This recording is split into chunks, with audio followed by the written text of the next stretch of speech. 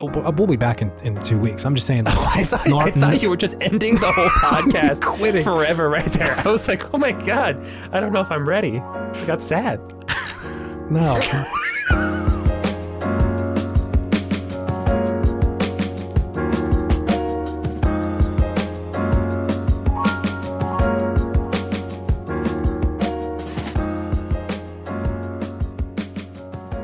Okay, so welcome to episode 101. Yes. Episode 101 sounds like an episode where we teach you about episodes.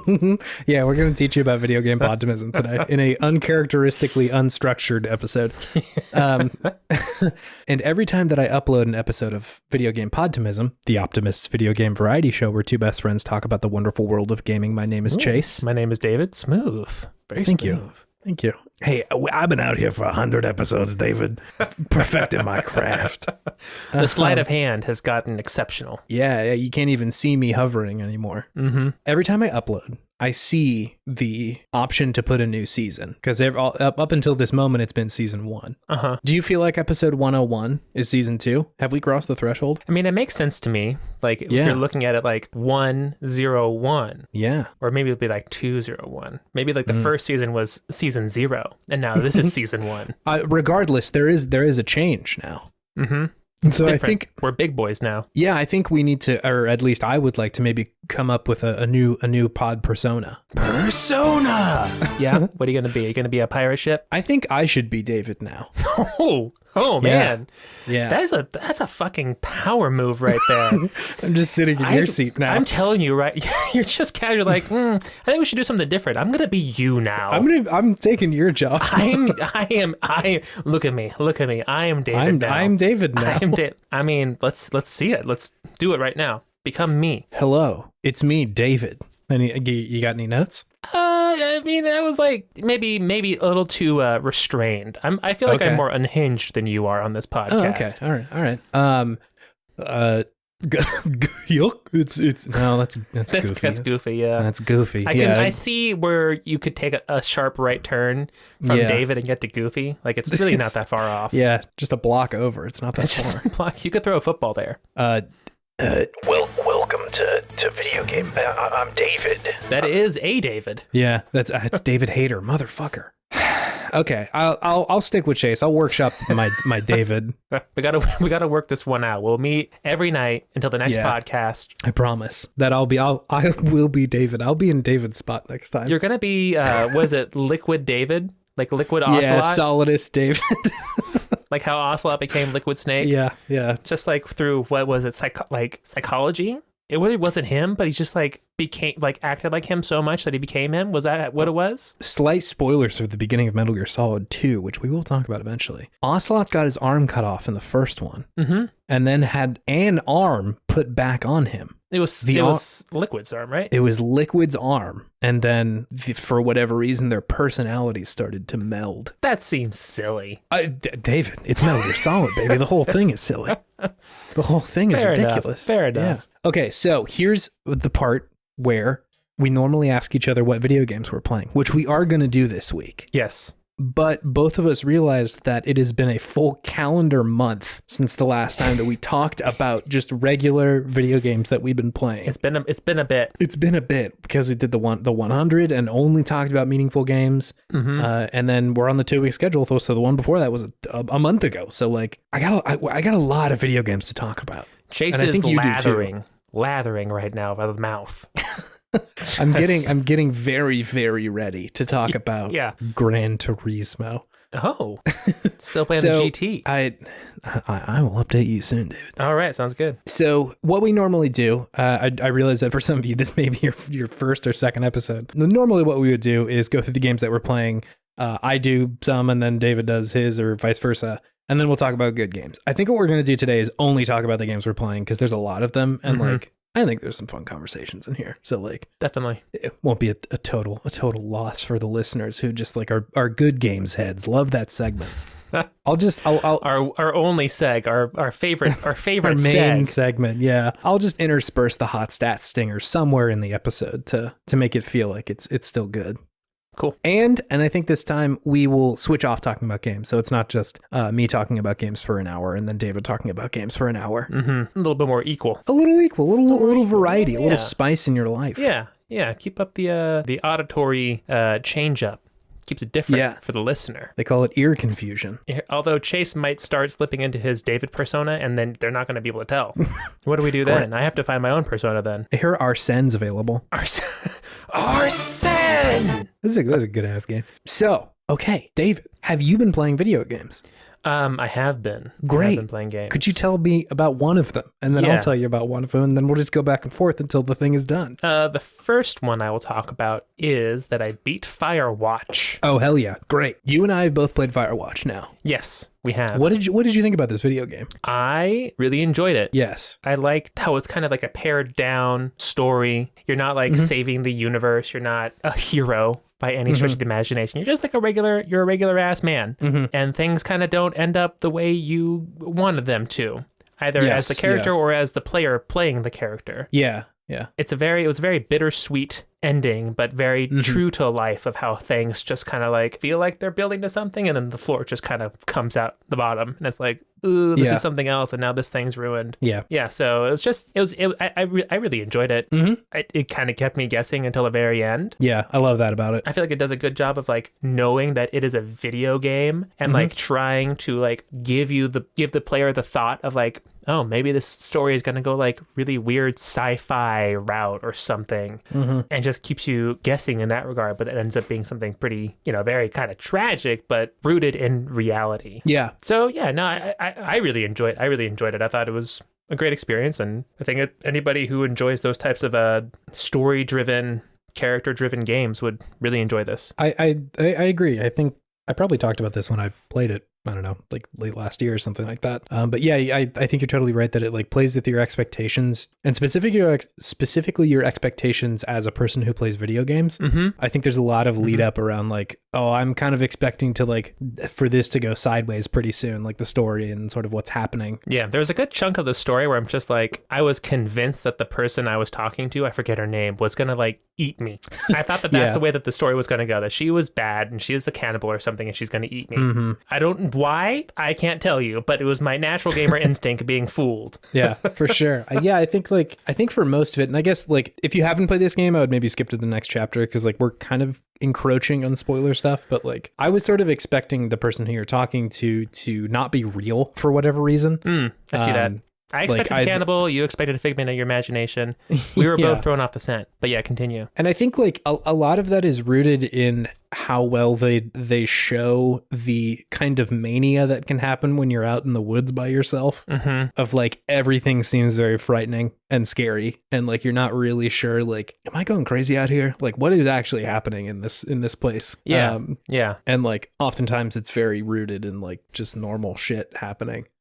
I also really loved the way that they told the stories of like the other people who had been there. Yeah. I think they did that through the little like drop boxes for the other, like, what do they call them? I guess Firewatchers. Yeah. Who had been there before. And like, I don't know, I just thought that was really great. And especially how it culminated with like the main other Firewatcher that you ended up like kind of tracking around. Yeah, it was good. Like I said last time, I was a little worried that like I could see how somebody would interpret the end of it as kind of disappointing.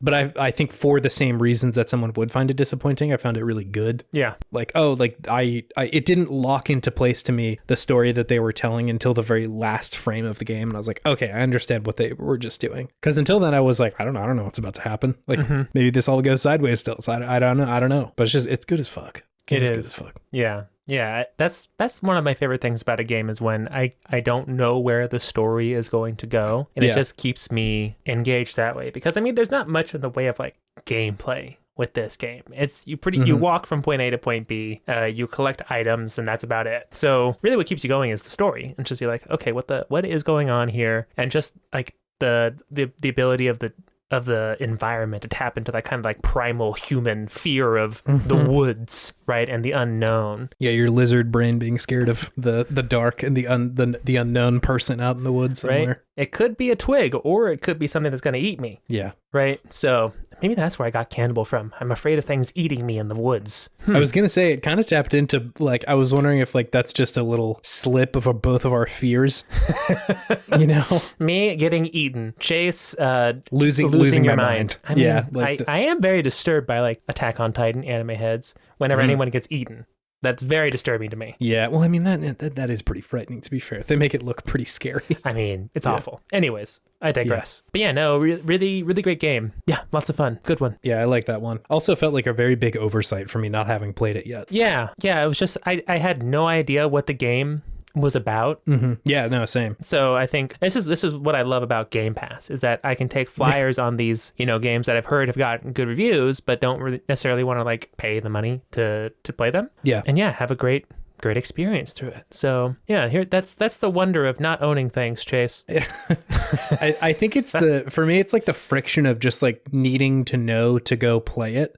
I think just somewhere simmering in the back of my head was like, you should play Firewatch. Yeah. But until it popped up on Game Pass and made me think like, I should play Firewatch. And then also the follow-up thought being, oh shit, it's on Game Pass. I can play it right now. Yeah. Versus I need to go look at reviews or like see if the people who I liked it or anything do my like due that. diligence to see if it's worth it. Yeah, no, the game is good. I'm a little bummed out that they kind of got like absorbed by Valve, and then from what I understand, kind of split around in Valve a little bit. Oh, the company that made Firewatch? Yeah, they made what is it, Campo Santo? They made Half-Life Alyx as well. Oh, they did? Yeah. What? That is quite a departure from Firewatch.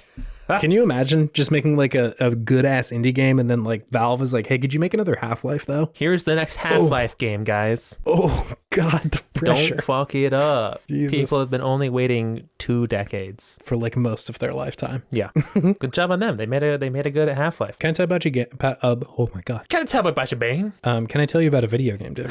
Go for it. I wasn't lying. I beat Gran Turismo. You beat it? I beat it. I rolled credits on Gran Turismo. Nice. There's more game in there. There's challenges and like cars to collect and shit like that. But the main sort of thrust of the game, the like menu system that they do, where you like go do a bunch of races and you get some cars and like go back and say like, I collected a bunch of Ford cars. That's like done now. So I honestly wasn't expecting to beat this game. I feel like a lot of racing games, I kind of just play them until I'm like, all right, I think I'm finished now. But I just kept coming back to it. I think that is a consequence of the racing feeling pretty good. And then also I've been listening to a lot of audiobooks recently.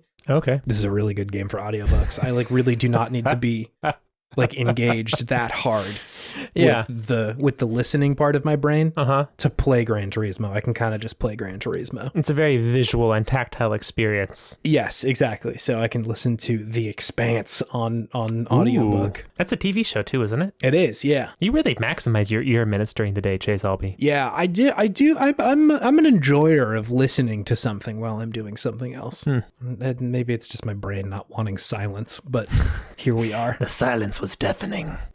So about the Gran Turismo thing. So they changed some of the in-game currency for a little bit of the better since I played it. They addressed the backlash. A little bit.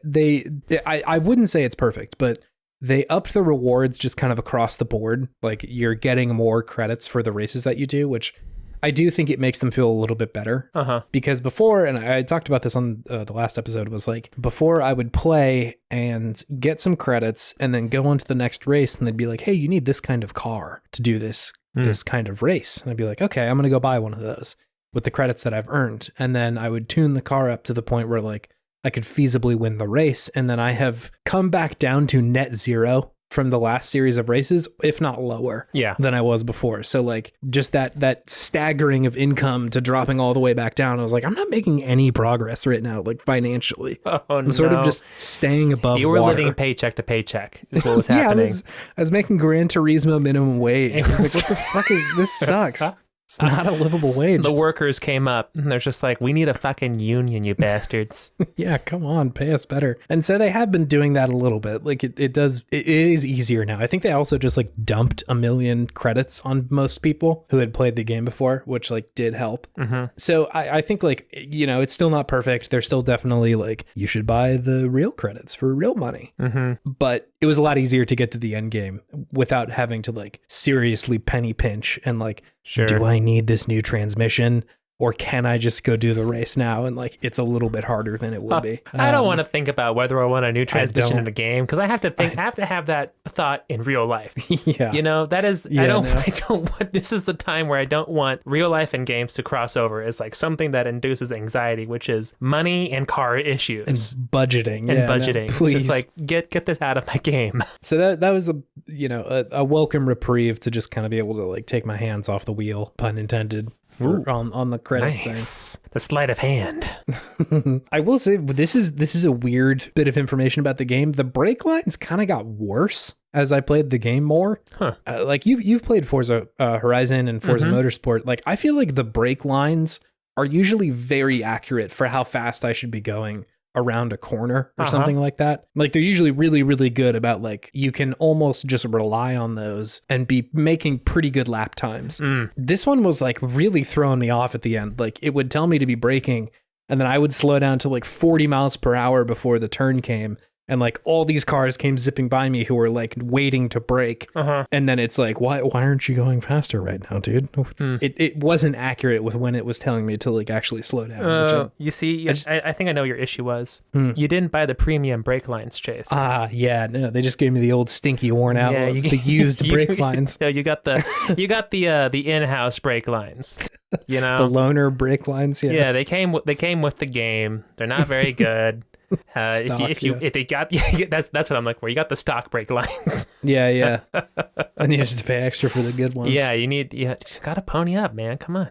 So anyway, point being, like there were parts of the game where I was like, I think I'm just gonna try and like do this on my own. Like I don't think the brake stuff is actually helping me. And by this point, like I've been playing the game for a while, so I'm like, I kind of feel like I know when I need to be braking or not, which did end up helping. I think there is just like kind of a pretty significant difficulty in this game if you're looking for it.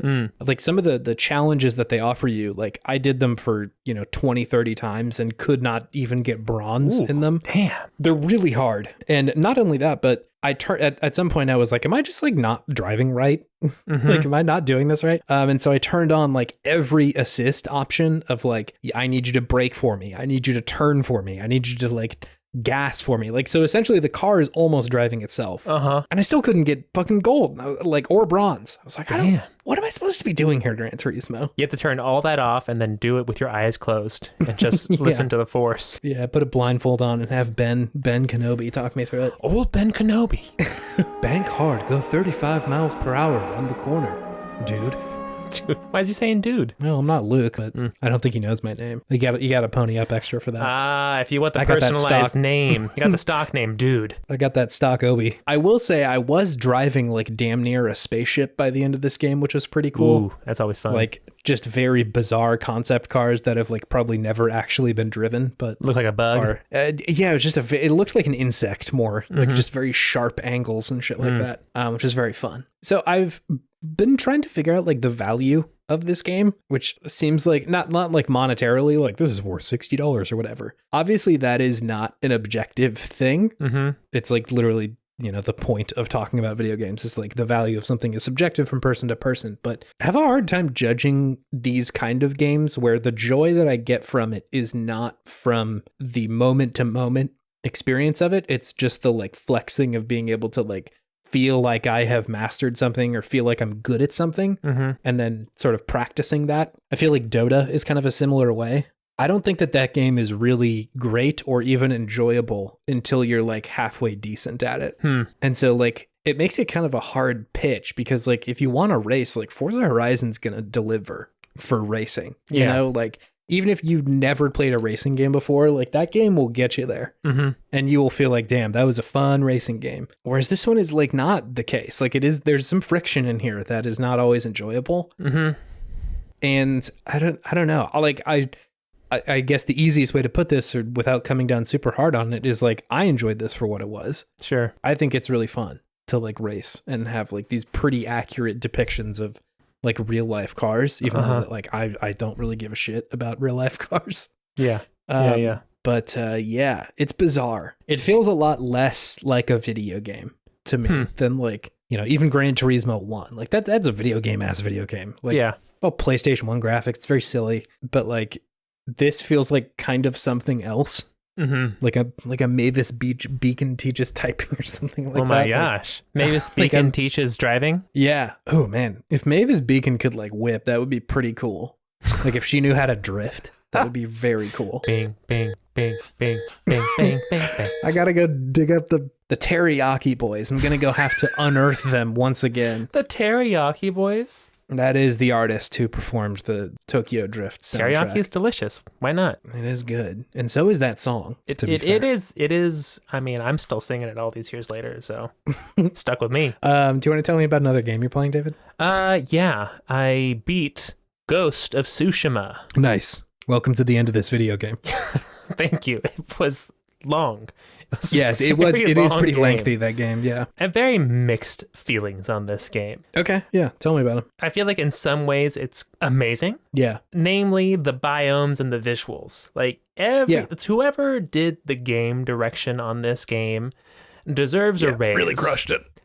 Because pretty regularly it felt like I was in a painting of some sort. Yeah. It's just like the way that the foliage and the trees would go with the wind and the leaves and the air and the colors. Oh my God, the colors. I've never been more impressed by the colors in a game than in Ghost of Tsushima, and the lighting was amazing too. Sometimes you just get blinded by the sun and it just looks so cool. Yeah. And kind of at the end, that's what kept me going with the game. Mm-hmm. Because at a certain point, like they give you more things to do combat-wise, but there's really no impetus to really use all of those tools unless you want to, right? Mm-hmm. You know, I found myself using like the same couple of kunai and sticky bombs, and that's kind of what I did. Mm-hmm. Which is, you know, it's a way to play the game, but it's just like, why do I have all this other stuff if these work so well on their own? Yeah. Like, why? It never like challenged me to really use all of my tools unless it was like a big action sequence and I just had to throw out damage as fast as possible. Yeah. And you know, at the very end, it did just kind of suffer from the like, it's just like the noisiness of a big open world game. Sometimes it's just like people just want too much from me, and this kind of goes back to like what I was talking about earlier, and like I don't want stresses from like the real world to come into a game. And I feel like people wanting things from me and like expecting things from me is definitely like what this game was trying to convey as you know, this person who is trying to save this island. But there was definitely an element of that. I'm like, okay, if I'm really trying to like role play as this guy, I'm stressed the fuck out playing this game. There's a lot of pressure. Yeah. Like if I'm like just trying to ride and go to a mission and I see like Mongols holding villagers captive, it's just like, I don't want to fight them, but like I feel obligated to fight them, to like save this virtual person. Like you should. Like I should go fight them. Like there's this judgment in there that I found very difficult to get away from, and made like, I think I talked about this before. And I was thinking about it more. Like, why is this so stressful for me? It's like there's this judgment of like, I am this character. I'm like trying to really get into character with this person, but like if I'm trying to do all these things that the game is throwing at me to be this person, I'm not going to get anywhere. Like, I'm not going to finish. I'm going to be playing this game until I'm dead. There's like so much content in this game. Like all the haikus and all the different places you can go and find, and the different side missions that you can go and do. Like, oh, you know, this woman's family got butchered by the Mongols and she could really use a samurai right now. I had like 5 different people try to start this quest for me. 5 separate people in 5 separate different locations. Just like, come on, man, go and find this widow and help her out. Just like, I can't. Come on. I just gotta defeat the Khan. I just gotta keep my eye on the prize. This is all I'm capable of doing, video game. This is it. I'm giving you my best right now. So yeah, that was an interesting revelation on my part about kind of what happens in my mind when I'm playing these open world, I call them kind of noisy games, where it's just they're just throwing things at you constantly. Like if you're not doing anything for like 5 minutes, something will spawn and you'll have to go and do it. And like that bird, that bird, man, like cool. Like the first, 20 times, a really interesting way to guide you. You did it a lot. Really interesting way to guide you places. But like, if that bird's chirping at me, I'm just like, is it going to be something really good? Like there's this idea, there's like this mania inside my head of like me trying to come to terms with my ding boy, right? Sure, yeah. Of trying to like just get everything that it's trying to give to me. Mm-hmm. And I just find that exhausting sometimes. But other than that, really good game. Yeah. That's more a gripe against open world games in general, I think. Sure. And something that I'm just really noticing with this one in particular. Mm-hmm. And something that I noticed at the end of the game where, like, the very beginning portion of the map, I explored completely. Filled it out, liberated everything. Second portion of the map, halfway with everything. Yeah. Last portion of the map, you just see straight lines of me going to directly to missions. to the just main like, quest I can't. markers. Yeah. Like, I just can't. I got my blinders on. So yeah, Jogaku was not explored pretty much at all by me. Yep. It's just kind of like, I can't deal with this anymore. I gotta go beat the con, y'all. I don't have time. I gotta be at the con.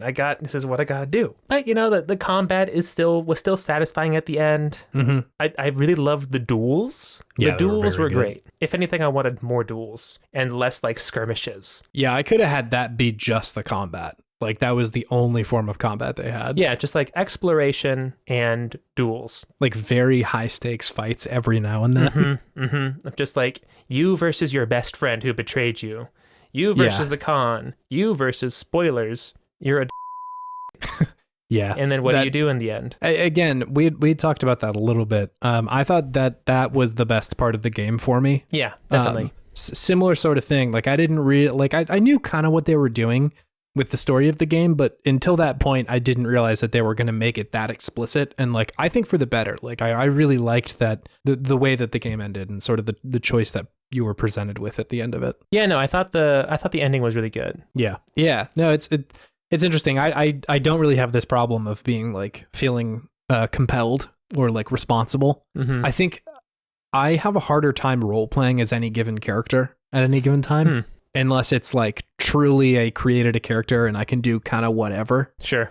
If it's just like a character that's kind of predetermined, it's hard for me to kind of put myself in their shoes, and it's more like I'm watching the story play out. Sure. Rather than like really getting in there. And like, it's hard for me to step out of the fact that like, this is a video game. And like, I see the bird, I see what the designers are trying to do. Like, I'm good. I'm not going to follow the bird. I'm good, y'all. Or like anything like that. And but what if it's $1 million, Chase? It's fine, man. I got a good sword. I don't need it. Like, that's usually, I think, the dam breaking for me is like, what could possibly be the reward behind this? Hey, sometimes it's a cool hat. Sometimes it's a cool hat, but like at a certain point, I'm like, I got the hat that I want. I like this hat.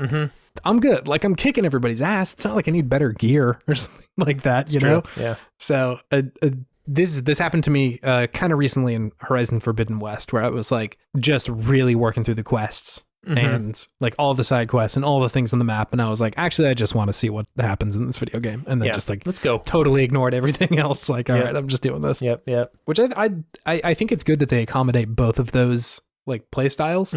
It's interesting. Like, of course, this conversation is still pretty hot on the press. Fresh. It's hot fresh. Off the press? I don't know why I was trying to make a weird like new slang there. Hot off the fresh. It's hot off the fresh. You heard it here first at Video Game Podtimism.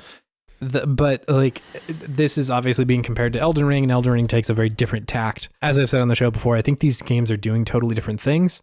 Including Ghost of Tsushima. I think it's much more in line with like the Horizon model. And I don't think either of them are really any better than the other. It's just kind of like what your brain gravitates towards. Yeah. And like I said, I don't have the same affliction that it sounds like you did at the end of this game.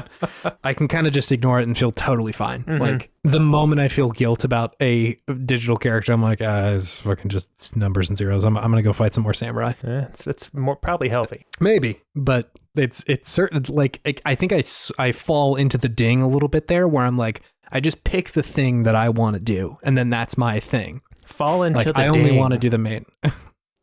Return of the Ding. Lord of the Dings. Return of the Ding. You find like 2 dings, you want a ding, and you're just like, all other dings are dead to me. I think like it's not always talked about just because these kinds of games are very in your face with how many options there are, but I do kind of enjoy how many of them are optional. Like, you don't have to do a lot of this shit, and so I think it is kind of nice that you can carve your own path in that way. I do agree that like I find myself enjoying the model more where it's just your sense of discovery that is pushing you forward. Yeah. Of like what to do, like in Breath of the Wild or now Elden Ring. But I I don't think I'm necessarily on the side of the argument that is saying that like Elden Ring is the end all be all for open world games, or Breath of the Wild is the end all be all. Like that's the way it should be or whatever. Sure. Because there's not a right way to design a game. There's always room. There is always room. And I think that like, I don't know. I read things from people who say like, I do like Ghost of Tsushima and Horizon Forbidden West, and I don't like Elden Ring. Mm-hmm. Like they prefer that kind of open world design. And I don't think that's people being contrarian. No, I'm sure there are people who enjoy that. And so like, I do want to make that's like a pretty valid way to view these games. And I'd say I'm probably more towards the middle of enjoying like both of them, but for very different reasons. Mm-hmm. Yeah, like playing Elden Ring is a very different experience than playing Horizon Forbidden West. Mm-hmm. I believe that. I'm not trying to yuck anybody's yum. No. It's Yeah, just I didn't me take it that like way. realizing something about. Yeah. I just like want to turn the volume down a little bit. Yeah. Right. And just be like, let's just enjoy this beautiful, masterfully created environment, and just like vibe for a second, you know? Yeah. No, I totally hear you. And I wasn't necessarily responding to you, but more so just the things that I read on the internet. Sure. The conversation at large. Yeah, exactly. I got you. Nice. Sick. Cool game. Good. Damn. Is that the second game you've beat? Yeah. Damn. There's another in there. There's another one. It's been a month.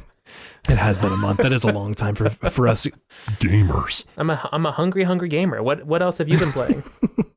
Yeah, let me tell you about another one. So we're twisting into the Steam Deck territory here. Twisting. Been playing a lot of Steam Deck recently. Nice. I mentioned this a little bit on the last one, but I'll bring it up here again, just kind of my experience with it. I'm really enjoying it. I think for what I'm using it for, it's just like perfect. This tiny little indie game machine. Mm-hmm. It's super enjoyable to play through the games that like I don't really want to sit down on my computer to play. So for that, it's totally perfect. I really love it. It's like just powerful enough to run those kinds of games without really much of an issue at all. There's like edge cases here and there where like, I expected that to run better, but by and large, it's totally fine. So yeah, it's been really good for that. It's very good at emulation. So I've been playing a couple of older games as well. But nice. The first one that I want to talk about that I'm playing on the Steam Deck is this game called Graveyard Keeper. Ooh. Is it a deck building roguelike? This is not a deck building roguelike. That's coming. Okay. This is a game made by Lazy Bear Studios. It is this like kind of life sim game a little bit that reminds me of like Stardew Valley or Harvest Moon or something like that. Yeah. With like a little bit more of an edgy twist to it. Ooh. You can farm, so like that is there, but your main responsibility, at least in the beginning of the game, is that you're a graveyard keeper. And so you will be delivered bodies that you have to prepare to be buried or burned, depending on what you prefer. Either one has like totally valid things that come from that. And then you get paid by these like burial certificates initially that you like sell to the innkeeper to be like, look, I'm doing my job. And the way that the game unfolds is you meet a bunch of people and essentially you have a little friendship meter with all of them. That is a lot more gamified. A friendship meter. It's a little bit more gamified than like Stardew Valley or something like that, where in Stardew it's like you just have to give somebody like a golden potato every now and then they'll be like, I'm your best friend, let's get married. Like a golden, like a fried potato, like a golden brown potato, or just like an actually golden potato? A potato made out of gold. No, actually, I don't think that's really a thing. It's just like weird shit that you would never give to someone in real life. Okay. But this one is more gamified and sort of reminds me of how Link's Awakening works, where you have this like web of people that you need to like satisfy, and one of them will give you an item that you have to give to somebody else that will then give you a key to some place that will unlock something else, and you sort of just have to like untangle this web of like satisfying everybody's needs, right? Sure. Which I find pretty fun. Like I find that a fun way to engage with the game, because a lot of them it's like, either gated behind your ability to go down into a mine and fight people, or your ability to make money or raise really good crops or something like that. And so you have these sort of like benchmarks with a bunch of different people that you're supposed to get to. And the way that you get there is through these like mechanics that are very Stardew Valley-ish. So I think that like that setup of the game is pretty good.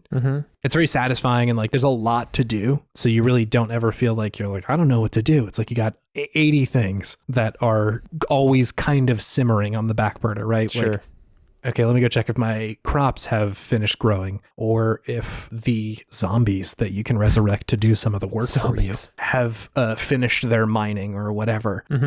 And stuff like that, to the point where it starts to feel pretty good. I will say that that's a double-edged sword, because the first 20 hours or so, I was pretty clear about what I needed to be doing at any given moment. And then after that, it's like I kind of started just like spinning my wheels and getting stuck in the mud a little bit of my ding boy tendencies.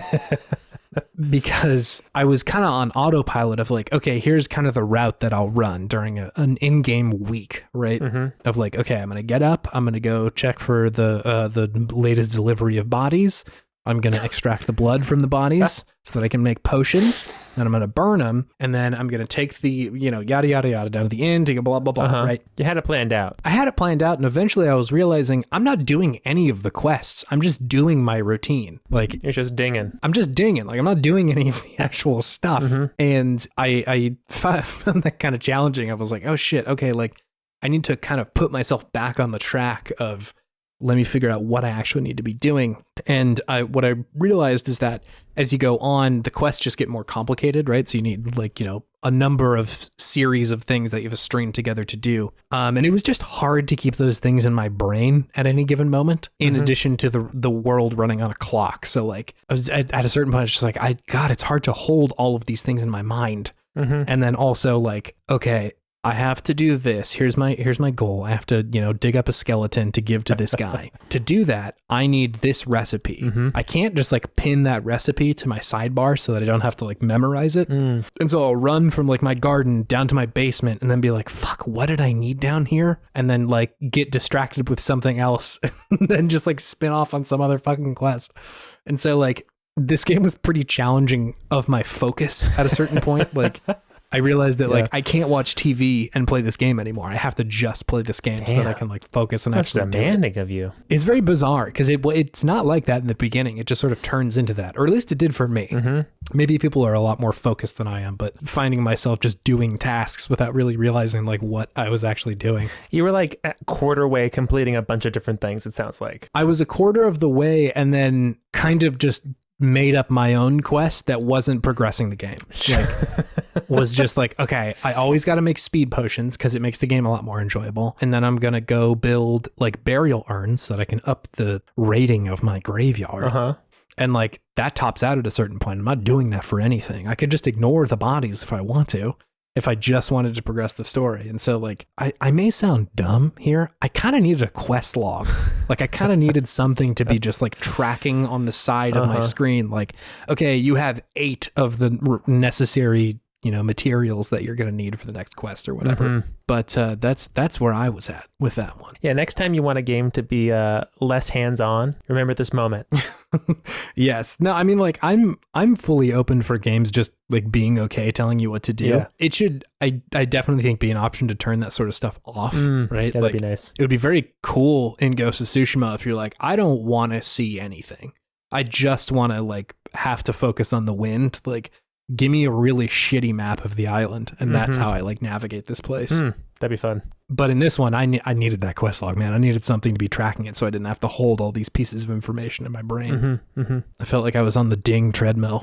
Like I was running, but I wasn't going anywhere. Yeah, you're on the hamster wheel. Yeah, exactly. Which isn't the worst thing, but at a certain point, I was like, wait, why am I even playing this game? And so I had to exactly, like, what is happening? Yeah, but I am enjoying it still. Like that's all to say. I have enjoyed my time with this game. You said you put in like 20 hours so far, at least, right? Unfortunately, I put in about 50, David. Oh my God, that's more than I put into Ghost of Tsushima. It's a Steam Deck, dude. It's like I can just do this whenever. So is your Nintendo Switch crying a little bit right now? Yeah. I just edited the last episode. You asked me that exact question. Yeah, no, I remembered. Okay. I couldn't remember if we were just running down the same track that we had already tried. But you were last episode. You were pretty convinced, like, no, I still like play my Switch for some things, but I'm sure there will be things that I return to my Switch for, namely maybe 13 Sentinels Aegis Rim. Ooh. Go listen to season 3 of Asynchronous. Plug. I think my choice will be to invest more in like these $10 indie games that like have a lot of shit going on, rather than like, do I really need to buy $60 Kirby right now? Like maybe I could just wait on that one. Yeah. It's a lot for Kirby, but I've heard that game's really good. Kirby. I know that's the issue, is it does look pretty good. Yeah. Do you want to tell me about another game you're playing, David? Yeah, I can. Cool. I've started Sable. Whoa, hell yeah. Love. This is interesting. I played a little bit of Sable too. I'm interested to hear where you're at with this. Oh, you also have played this last week? No, not this last week, but I did play it Gotcha. a while ago. Yeah, I'm talking about this one now because it is the opposite type of open world game as Ghost of Tsushima is. Yeah, no, very open. I'm really enjoying it so far because of that, right? Yeah. It knows how to string my curiosity along as opposed to just give me all these things. And it was a very nice kind of change of pace after I beat Ghost of Tsushima to load this one up and start playing it. Yeah. And it definitely has so much Breath of the Wild in it. So much. It does. It's explore, climb, and glide are the mechanics of the game. It has like a very cordoned off beginning area where you learn how to do things. Yep. But I'm really quite enjoying this. I love the sense of kind of the bittersweet tone of the game of like, oh, I'm moving on into this next phase of my life where I get to choose what I want to be. But now my family who I've lived with is gone. They just like, because they know that they have to just like cut the cord, otherwise I'm just going to come back. Yeah, it's like the setup of the game is that you're getting ready to no longer be a part of your tribe, which I think they're like nomadic, like they don't stay very long in one place. Yeah, they're like nomads in the desert, and whenever one of their clans people goes off on their gliding, they call it, where you go and explore the dunes, I love that. They then move somewhere else so that they can't come back to them, or at least not right away, until they go and find out what they want to do with their life. It has very much a lot of like, it's time to go to college vibes for me. Yeah, definitely. Yeah, all that sense of like, oh, there's so much I could do. I have so much more freedom now. I can kind of do and be whatever I want to be now because I'm all the way in Texas and no one knows me. So yeah, but I'm really enjoying it. I'm in the Badlands right now with the big old bones on the pillars. Have you seen that part? It's very good. It's real cool. Definitely spent a long time just climbing the bones. I was like, well, I'm going up there, that's for sure. But yeah, and I'd love how it's just, there's barely even any quest lines. It's just, they give you that one quest in the beginning of go meet this other machinist somewhere else. And then the rest of it's just like, oh, I'm just going to wander in this cave and see what's in here. Oh, there's a person in here. They're giving me a quest. And it just kind of goes from there. And like, once you get 3 badges, you can just end the game if you want. You know, you can just be like, oh, I'm good. Or you can explore further and get as many badges as you can. It just really gives you that whole entire ability to be and do what you want to do. Like right from the get-go. It's very cool, that they like nailed that being both the gameplay and the narrative.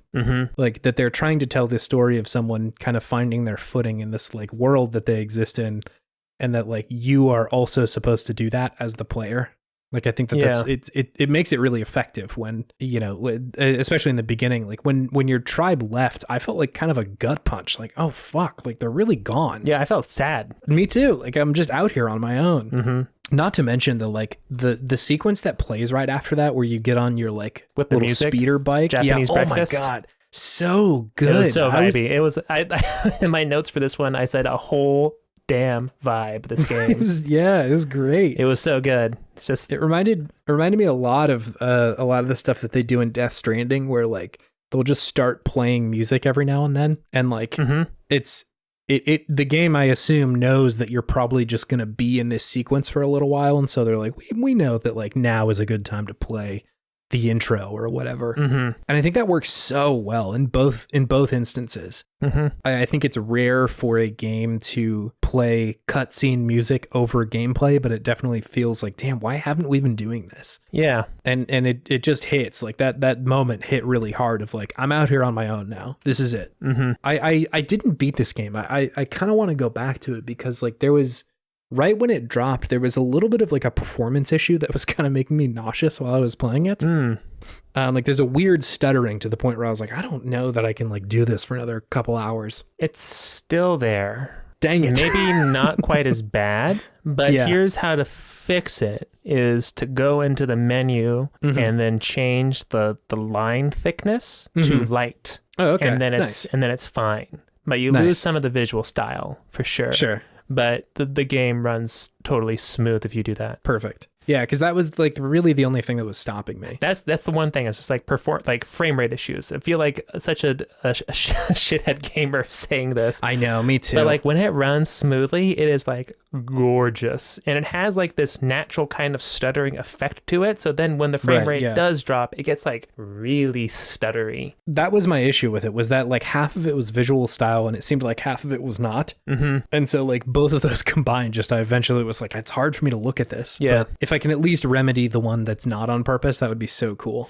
Yeah, just change the line thickness. But I'm really enjoying this game. Yeah. I've already have 3 badges, but I just want to keep exploring. I just want to explore all the different biomes. I'm a big biome person. Yeah. Yeah. I really love the pillars in the second place, with the just like looking up and being like, oh, there's bones up there and there's smoke coming from on top. So there's people living up there. So I got to go and figure it out, and just like letting you figure out how to get up there. You know, it's just exploring. Yeah. I also like just the sound effects of the game. Yeah, they do have good sound design here. Yeah, it's like very unique, like post-apocalyptic, futuristic kind of stuff vibe going on that they nail pretty well. And I like that my glider bike is like somewhat sentient, seemingly. Yeah, it's great. Yeah. Simoon, I think is what it is. Its name. Yeah. But yeah, just a very unique and interesting game. Like it's like they just took some of the more bare bones elements of. I really feel like it's a Breath of the Wild homage in many ways, and how it plays out. Just no combat, which is not bad, honestly. Yeah, no, I agree. Yeah, just really, really interesting. Nice, calm, open world, really good game to play before you go to bed. I'll have to go back to this because it's like, I feel like this game gets left out a lot of the like Breath of the Wild Elden Ring conversation, and like I get the temptation to say like it's taking the wrong things from Breath of the Wild, right? Like it's got the glider and like, you know, this kind of desolate world. But I do think this game does deliver on some of the stuff that like is present in both of those. Like you were saying, sort of there's this like pull to go through the world of like, I don't know necessarily what I'm supposed to do right now. Yeah. And that being part of the narrative, I think like is really, really good. Yeah. I also like that there's definitely a right way to like go over the dunes in the glider. And you kind of have to figure that out on your own. Because if you just learn it, if you just try to yeet yourself over the dunes, you're going to go nowhere fast. You definitely have to go through with a little bit of care, which was I also appreciated. Like, oh, it's much faster if I just actually don't try to go through the air all the time. Yeah, if you kind of slow down towards the peak so you can just coast right down the like incline of it. And then gravity just takes you. Yeah. It's great. The glider in this game is very good. It's like, just talk about like design wise, the little like red trail that's following you the whole time. It's like so cool. Yeah. It looks so good. It does really look great. Yeah. Fun game. Hey, we got more games to talk about. What if we just like put the middle song, the transition right here, and then just talk about more games? Sure. You cool with that? Yeah. Sick.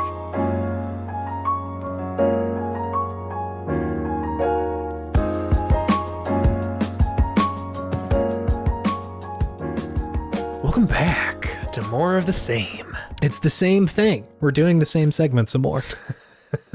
Out of curiosity, do you have a Podtimistic thing? Do I have a Podtimistic thing? I do. Yeah, what is it? It's cranks. Cranks? Christmas with the cranks. Christmas with the cranks. But not Christmas with the cranks, but just cranks. Sure. Because what's your favorite crank?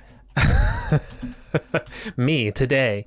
No, it's the Playdate. Oh, sure enough. Yeah. It's out and the reviews are dropping and I know, yeah. People seem to really like it, and I just love how weird it is. It is very bizarre. Yeah. For people who don't know, this is like a little tiny looking like Game Boy Mini, essentially. Yeah. With a crank on the side. It is a monochrome screen, and there's a directional pad, an A button, a B button, and the crank, and that's it. Yep. And it comes preloaded with a bunch of different games that use this crank to varying degrees. But all the reviewers who have played it so far seem to really like it, and apparently you can...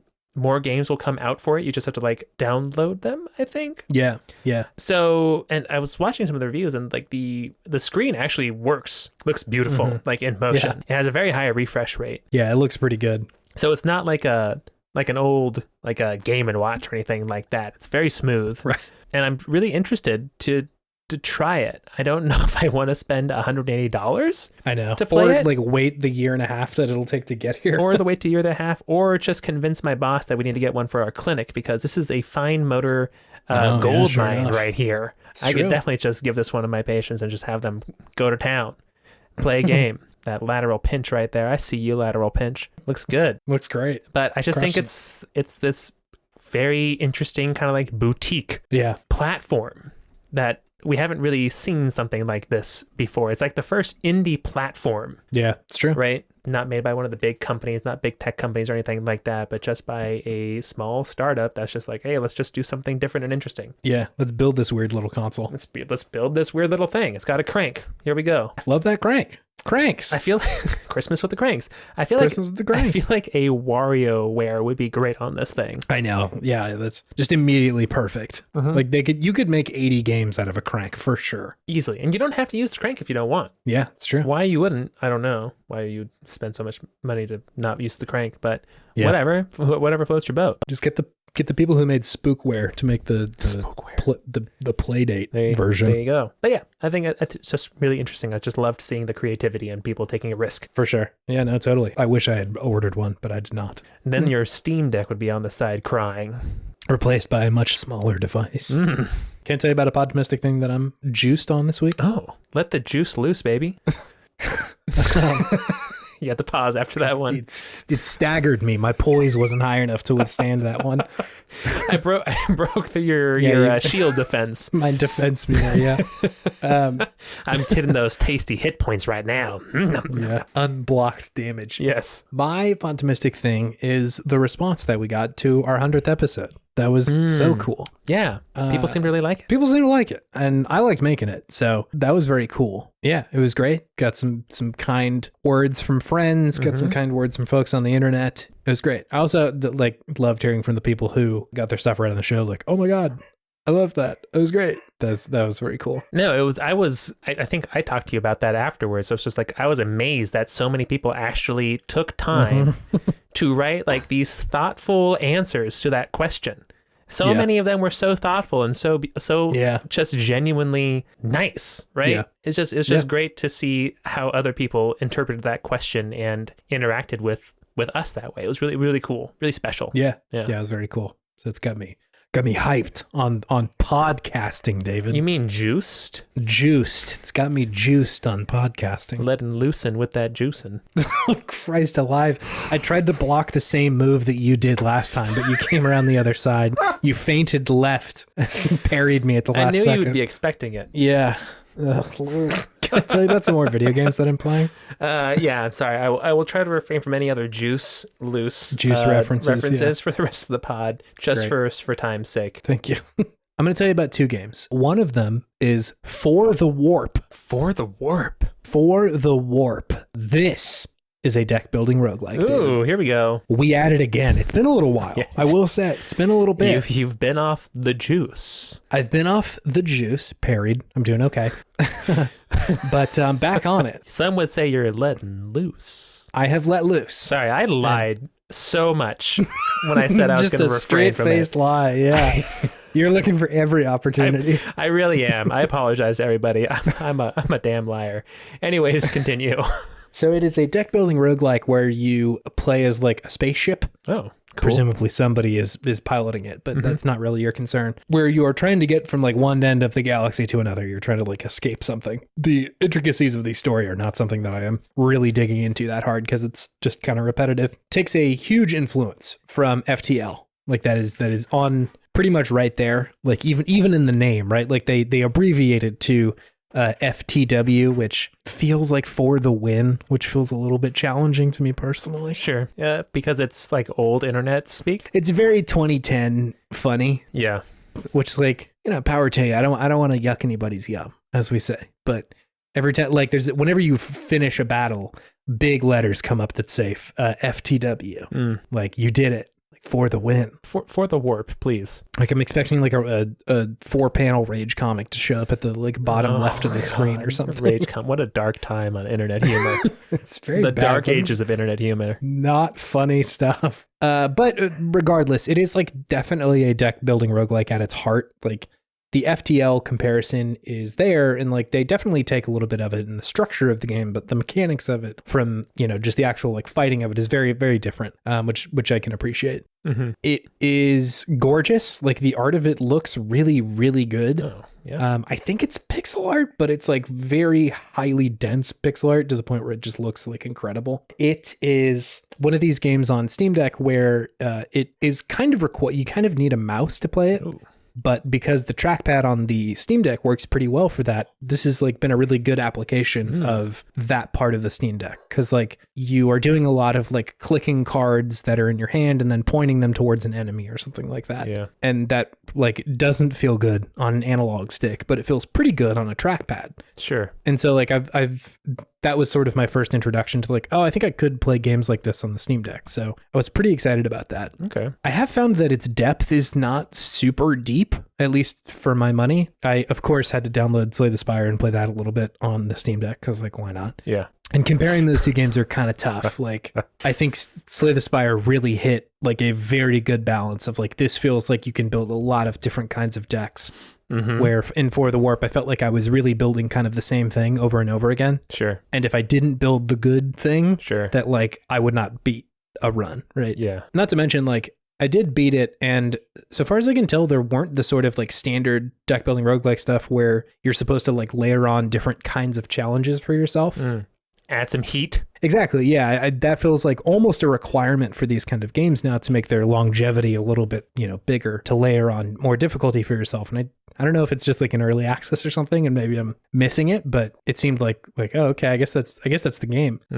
I do wonder if like maybe just the scope of this game is that big, and like, that's okay. I think like I don't think that's necessarily a bad thing. Sure. But you want that though, it sounds like. I think so. I think I would have liked to have seen that. It doesn't make the actual experience of the game worse though. It just means that I'm done with it pretty early. I didn't put that many hours into this game. I'm like, I guess I'm finished. Like there's 5 different ships that you can play that all have different kinds of cards that you use to like fight. A lot of them are like more shields based, where you can build up a higher shield pool. There's other ones that are much more like aggressive focused, where you're supposed to like do a lot of damage all at once, or some that have no shields and like they have a lot of like droids that you send out to go fight the other team or whatever. Yeah. And so like the archetypes of decks that they have are really interesting, but it does feel like the ones that you unlock later are the ones that like actually kick ass, and the ones that are in the beginning are like a little bit weaker, right?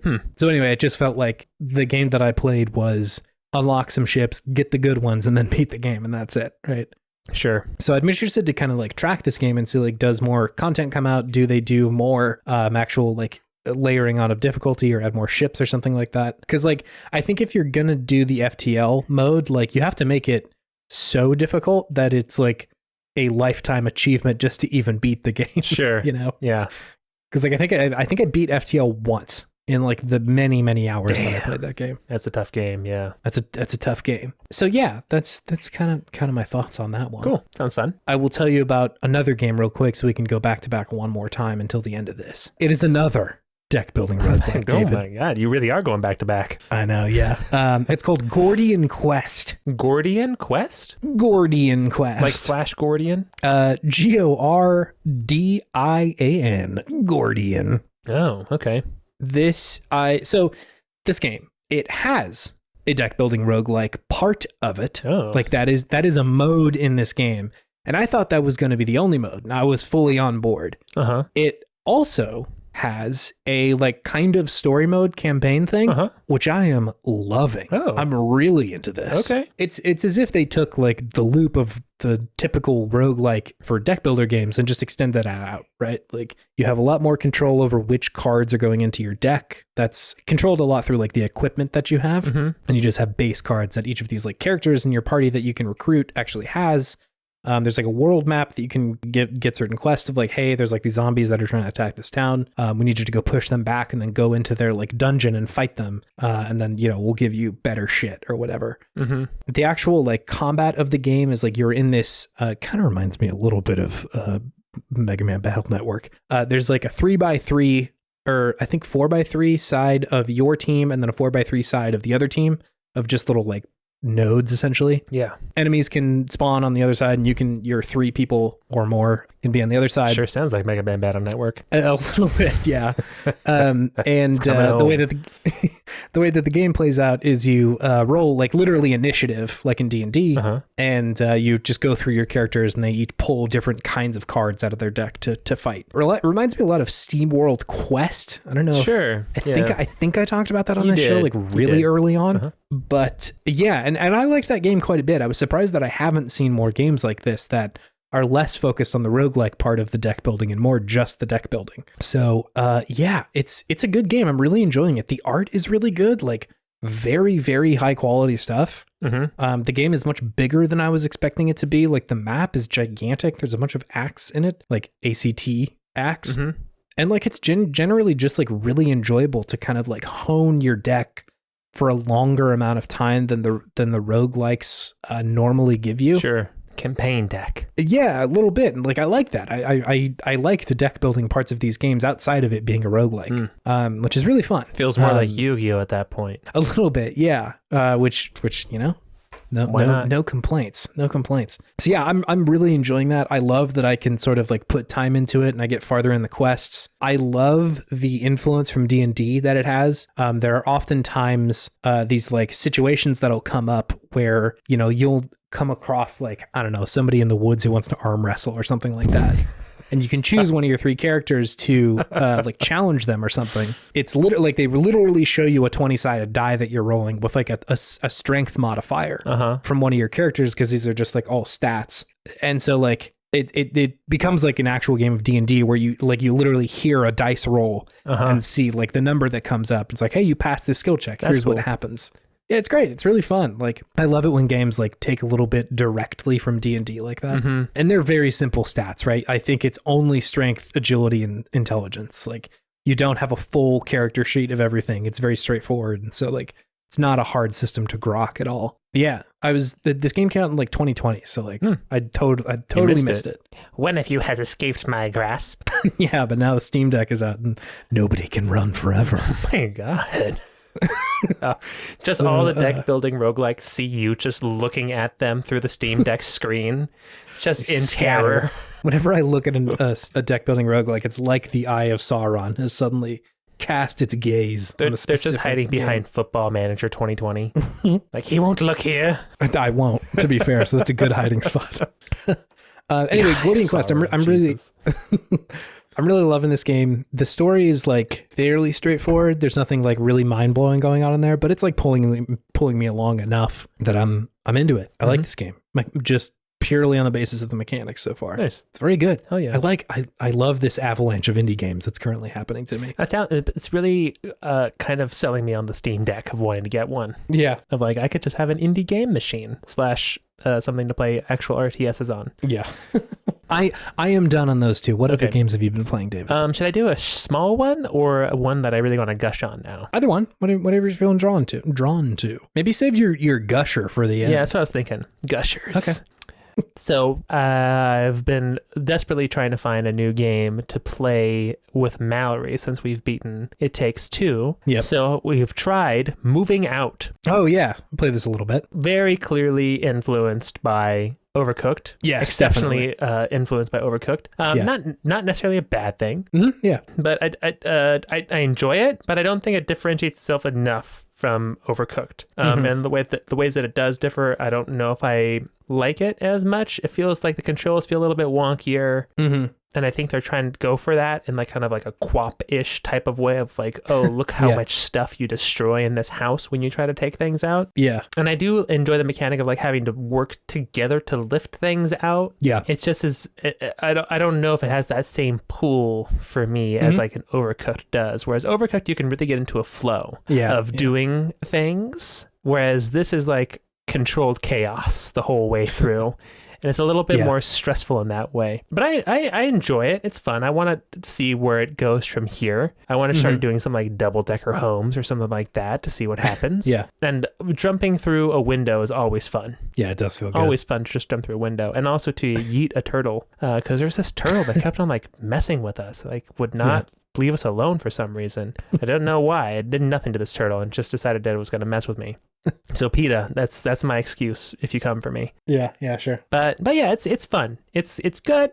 not great, but it's fun. It's a good game in that genre of multiplayer kind of isometric co-op games. I had a pretty similar experience. Like, I played with M a while back as well, and like agree with you that I didn't have quite the same drive to play it like we did with Overcooked. I feel like I really wanted to play Overcooked a lot whenever we weren't playing it. Except that one time we played it all together, 4 of us. Four is too many people. Out. I got stressed. Chase bowed out. Couldn't do that one. But every time with Overcooked, it felt like, okay, the levels are short enough. I can sort of focus on my thing. She can focus on hers, and like we can do this. Whereas moving out feels a little bit more like, I don't know, stressful. Like I usually walked out of the levels like, holy shit, that was pretty tough. Mm-hmm. And also it feels like required a little bit more like fine motor skills than I was always ready to be doing. Sure. Like it is kind of hard. Yeah. And so like, I didn't find quite as much like total visceral joy as I did in Overcooked, but like, you're right, it is still like pretty fun. So like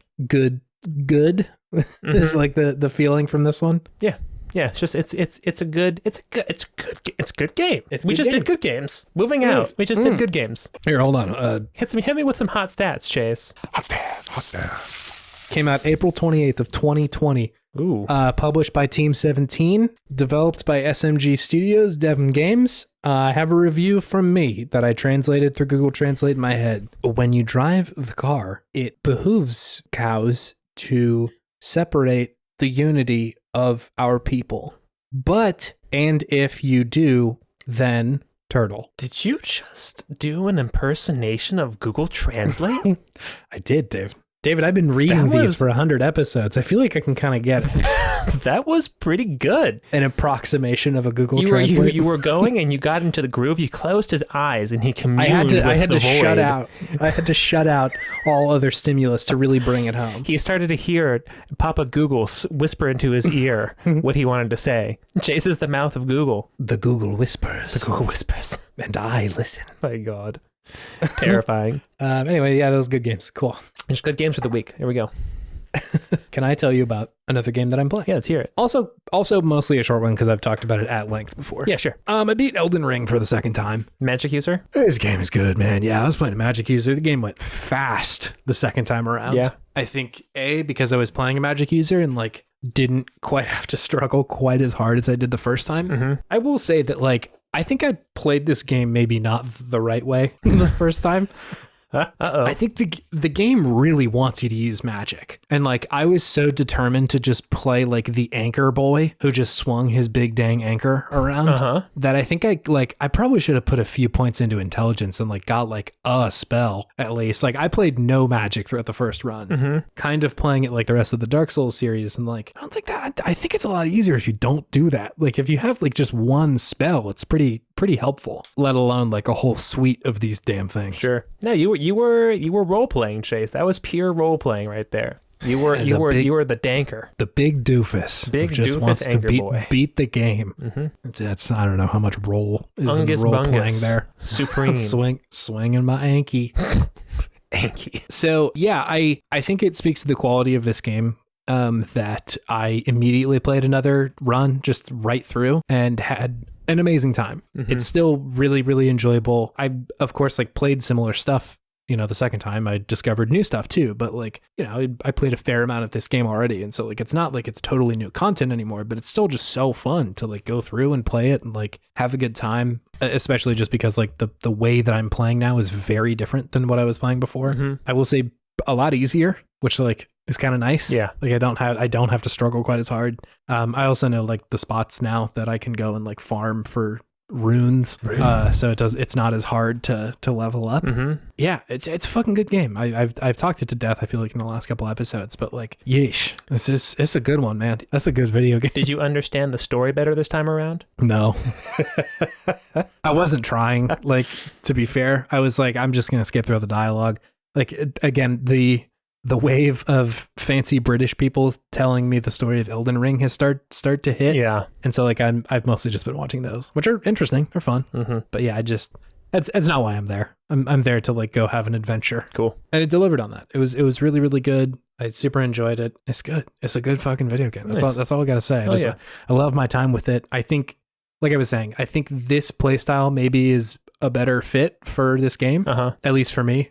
I felt myself enjoying the world a lot more this time, and maybe just like the pressure of needing to beat it was off. Sure. And I could kind of just like wander through at my own pace and be like, oh, I'm just hanging out, doing my thing. That it did make it a little bit more relaxing in a sense versus like I was pushing. I really wanted to beat the game. Gotcha.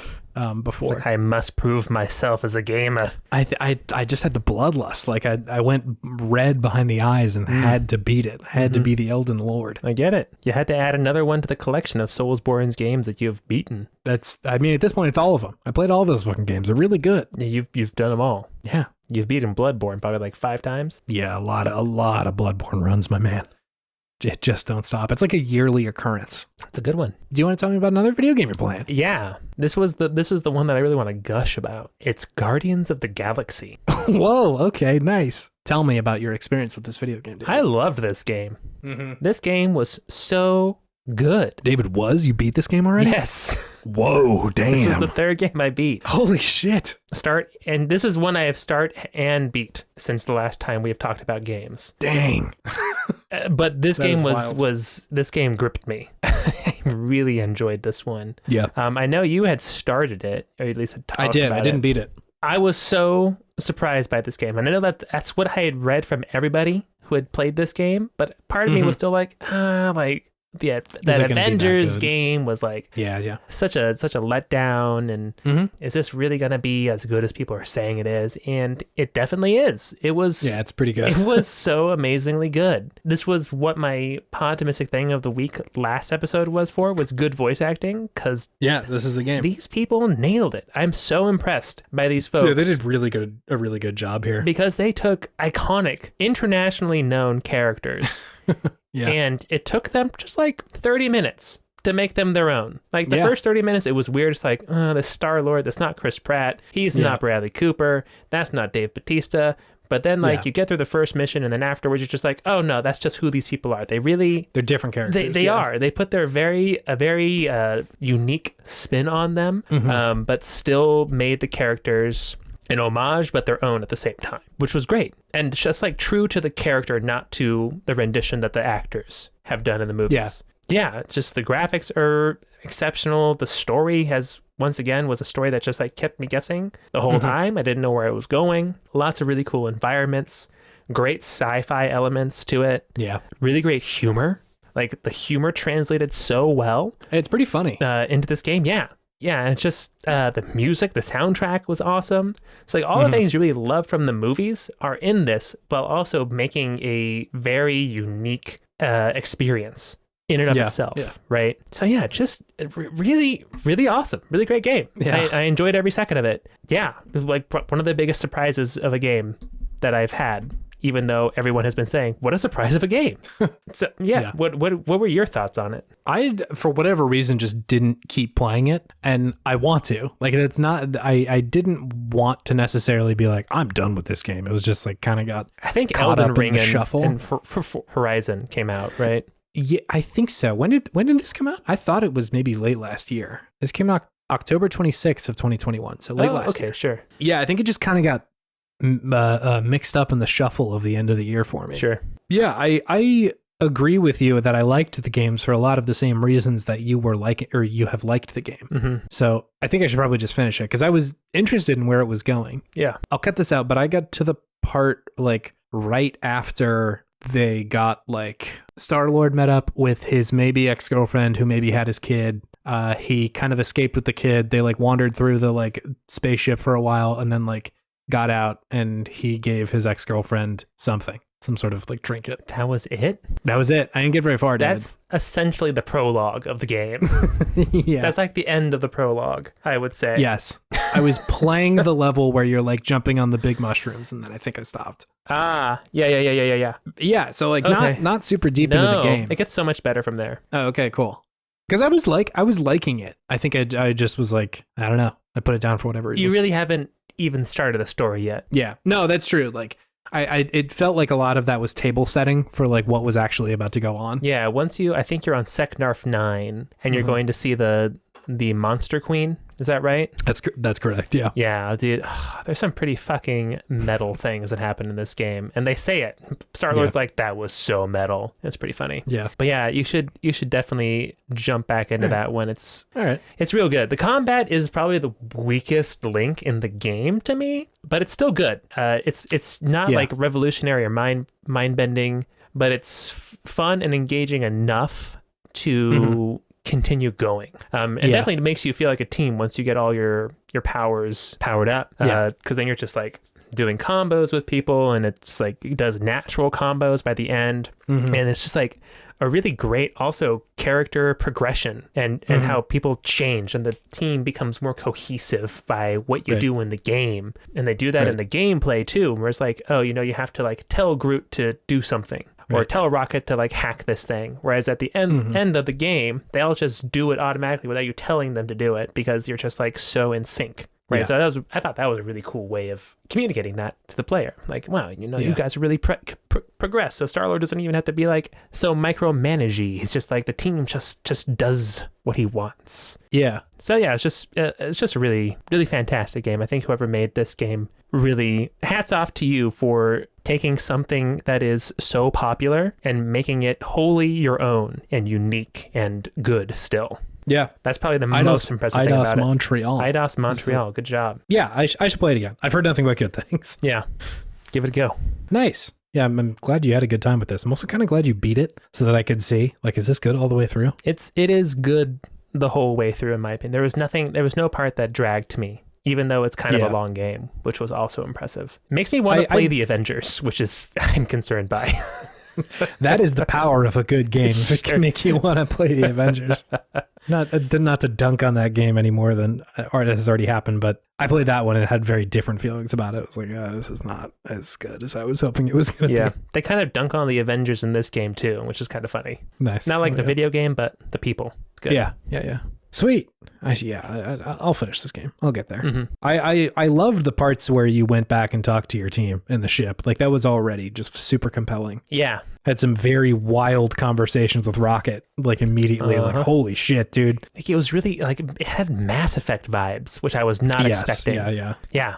Really fun. It's a good game. Can I tell you about my last game? Yeah, let's hear it. So this is sort of like a game and a half, and I'll tell you why.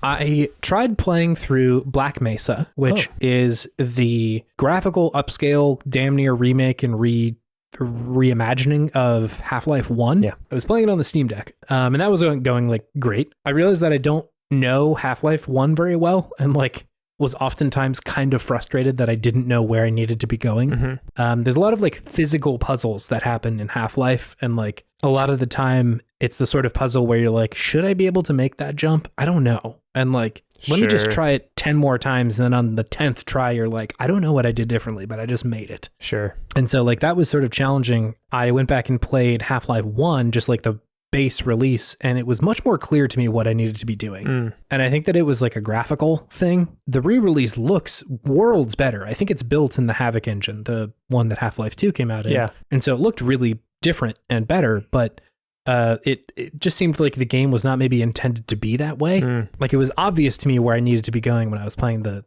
base version of the game. Anyway, that is table setting 4. I have been more playing in earnest Parasite Eve 1. Oh. I talked about this last week with the most meaningful games. Game with your dad. Dad games.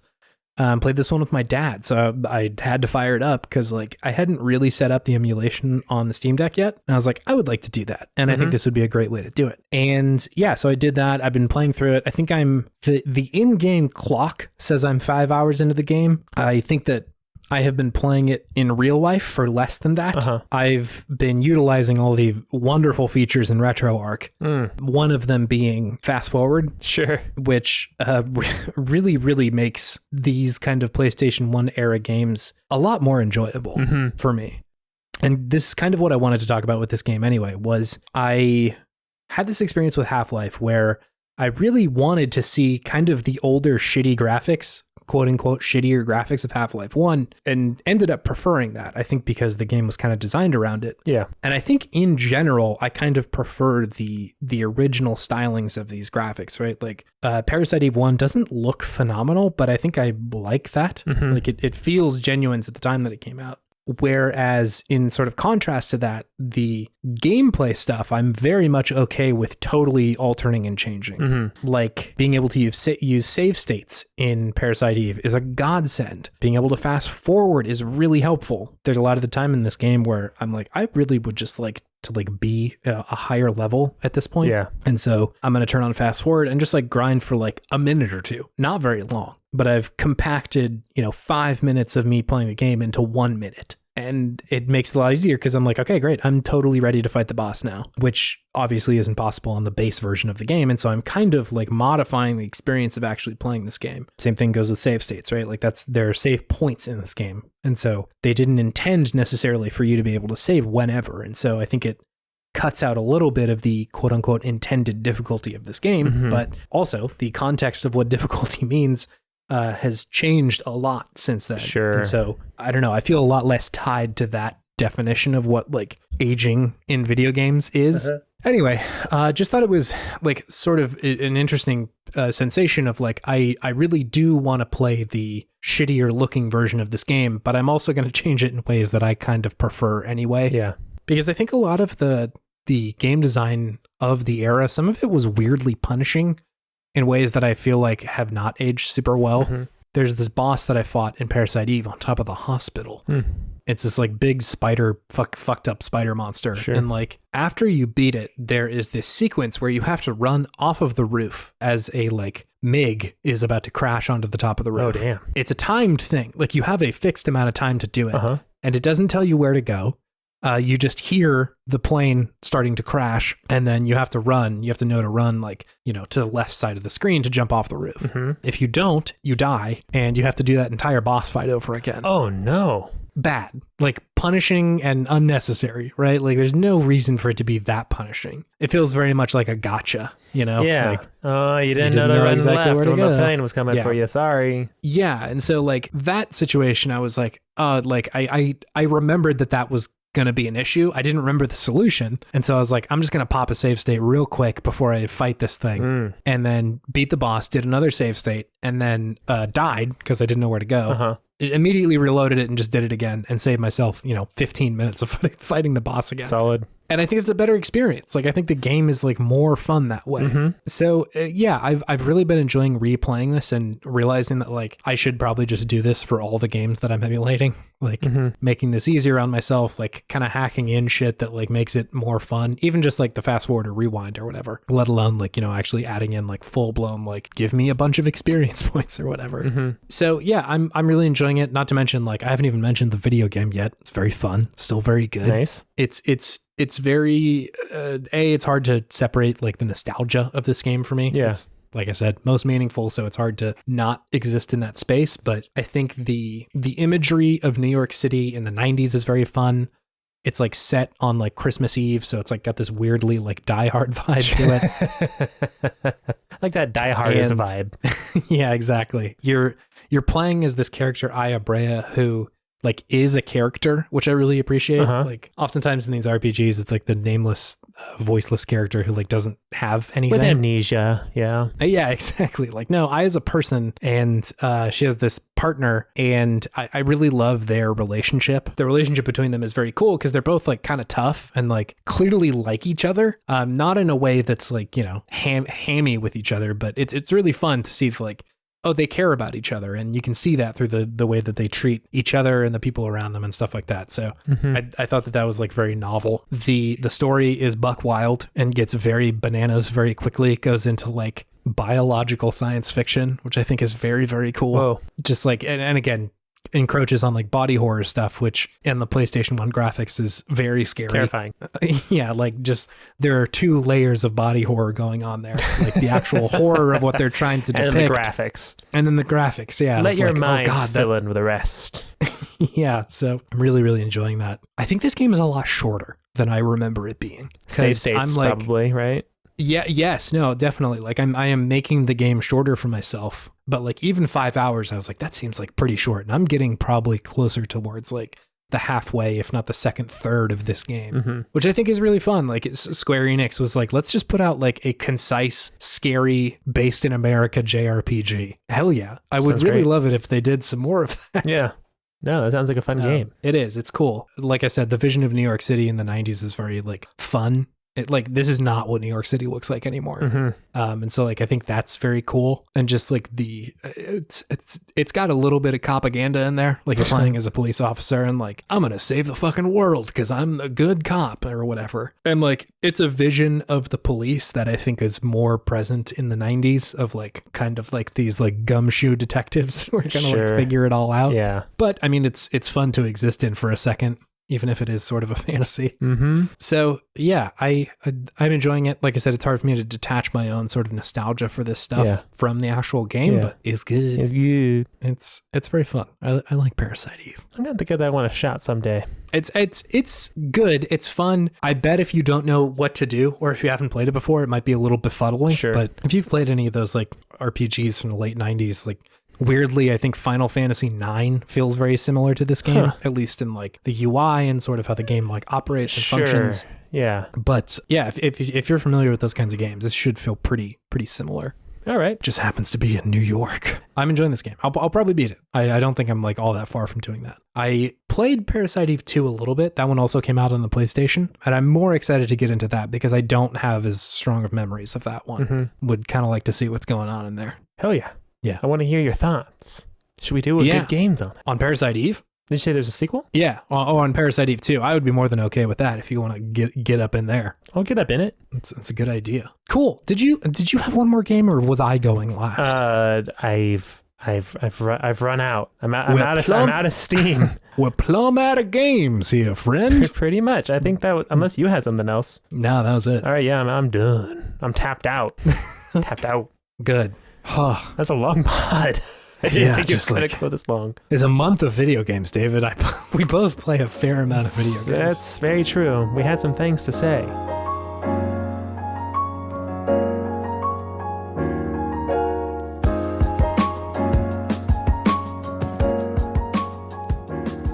You can follow us on Twitter. You can. At Podtimism. Yes. You can email us. Yes. podtimism@gmail.com. Just Podtimism. That's the one. Yeah. Just Podtimism. We have a TikTok. Chase has like 3 TikToks on there. Yeah. If you want to see him doing the renegade dance, go in. Whoa, David, that is a deep cut. Go to TikTok and watch Chase Renegade. You know, this is not a true thing. There's going to be a person who is very disappointed when they pull up our TikToks and it's just like the Spooktober stuff that we post. I mean, we're gonna. I mean, I'm just saying you're a man of the people, Chase. So just give them what they want.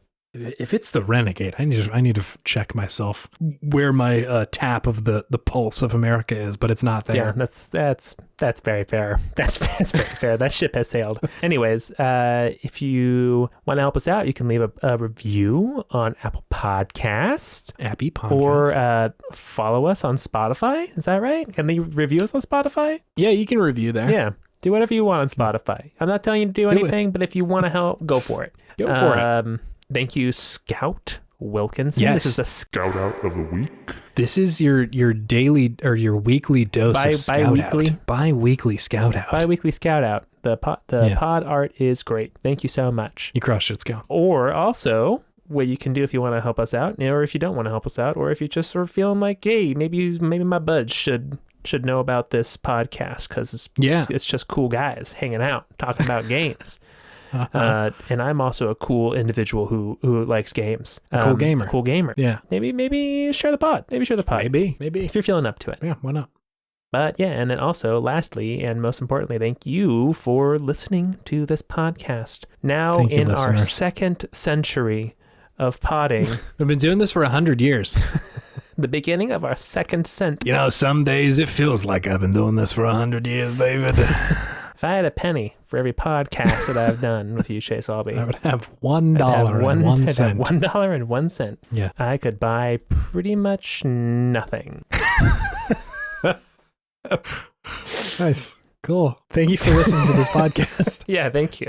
Really appreciated the response to episode 100. That was really cool. Appreciate everybody who signal boosted that one. Appreciate you. Looking at you, Async. Yeah, thank you. And yeah, it's a pleasure to do this. I love making this pod. Yeah. It's still good. Even on episode 101.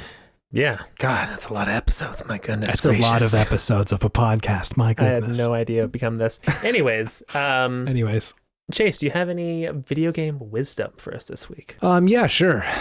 The segment will find you. You don't need to find it. Damn. Yeah. You said that at 9:16 p.m., Chase. That was a Sacramento special Ooh, right there. A 916, no The less. 916 Wow, found love you, that. baby. Wow. I've been inspired by the city area code of Sacramento to tell you, the listener, the segment's going to find you. You don't have to find it. It's beautiful. It's beautiful. Because good games found a way in this episode, even though we didn't play it. Sure did. We're both like, hey, this is a good, this is just like It's a good game. We're like, hey, that's our segment right there. That's it. That's the podcast. We This did is it. the kind of games we talk about.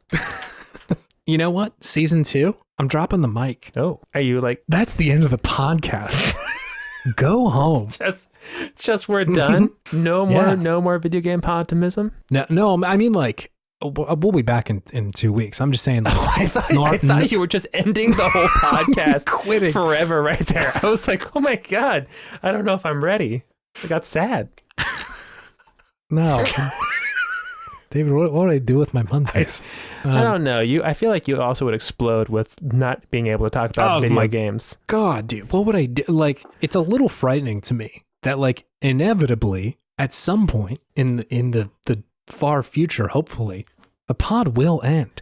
I don't think I'm going to stop playing video games until I die. You often look rabid after these 2-week periods about needing to talk about video games. Yeah, like a little manic energy in my face when I'm coming in. 1 week you're like, you're ready to go, like you look excited, but 2 weeks you're just like, there's something animal behind those eyes as well. My lizard brain takes over, and I have to tell you about Chameleon Twist 2 for the Nintendo 64. Ooh, deep cut.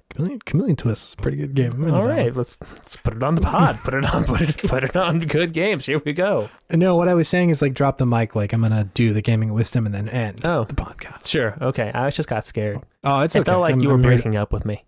Oh my God, that must have been frightening. I'm so sorry. It's okay. I only cried a little bit. I know my video is off, so you couldn't see, but yeah.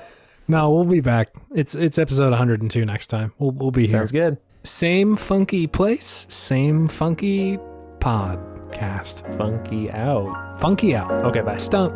Okay, bye.